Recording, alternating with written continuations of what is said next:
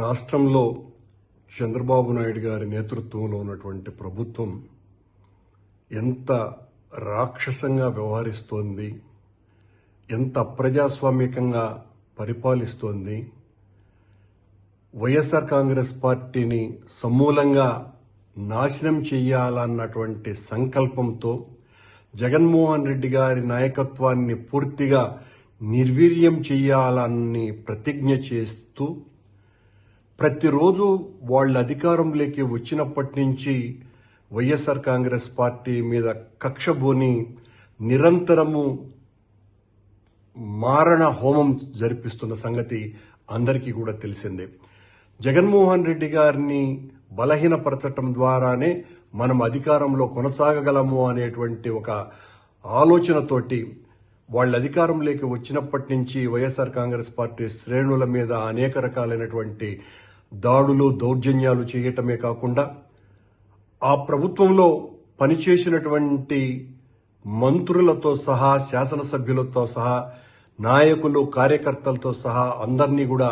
వేధింపులకు గురి చేయటమే కాకుండా చివరకు ఐఏఎస్ ఐపీఎస్ అధికారులను కూడా వదలకుండా జగన్మోహన్ రెడ్డి గారితో వీళ్ళంతా కూడా అతి ముఖ్యంగా వ్యవహరించినారు అన్నటువంటి కారణం మోపి వాళ్ళనందరినీ కూడా తప్పుడు కేసులు బనాయించి జైళ్లలోకి వేయటం మనం చూస్తున్నాం. ఇదంతా కూడా తను ప్రజలకు ఇచ్చినటువంటి హామీలను నెరవేర్చలేకపోవటం మూలంగా నెరవేర్చేటువంటి ఉద్దేశం కూడా తనకు లేకపోవటము, సూపర్ 6 అన్నటువంటి పేరుతో హామీలు ఇచ్చి అధికారంలోకి వచ్చినటువంటి చంద్రబాబు నాయుడు గారు, పవన్ కళ్యాణ్ గారు దాదాపు సంవత్సరమైనా కూడా వాళ్ళ పాలనలోకి వచ్చి ఇప్పటి వరకు ఒక్క ప్రజామోదమైనటువంటి కార్యక్రమాన్ని తీసుకోకుండా ప్రజలకు ఇచ్చినటువంటి వాగ్దానాల్ని ఒక్కదాన్ని కూడా సంపూర్ణంగా నెరవేర్చకుండా నిరంతరము డైవర్షన్ పాలిటిక్స్ చేస్తూ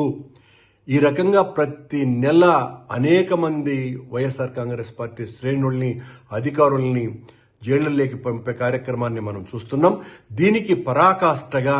నిన్న మద్యం కుంభకోణం అనేటువంటి పేరుతో చంద్రబాబు నాయుడు గారి ప్రభుత్వం సీనియర్ ఐఏఎస్ అధికారి అయినటువంటి ధనంజయ రెడ్డి గారిని అలాగే కృష్ణమోహన్ రెడ్డి గారిని అరెస్టు చేయటం ఒక పరాకాష్ఠ.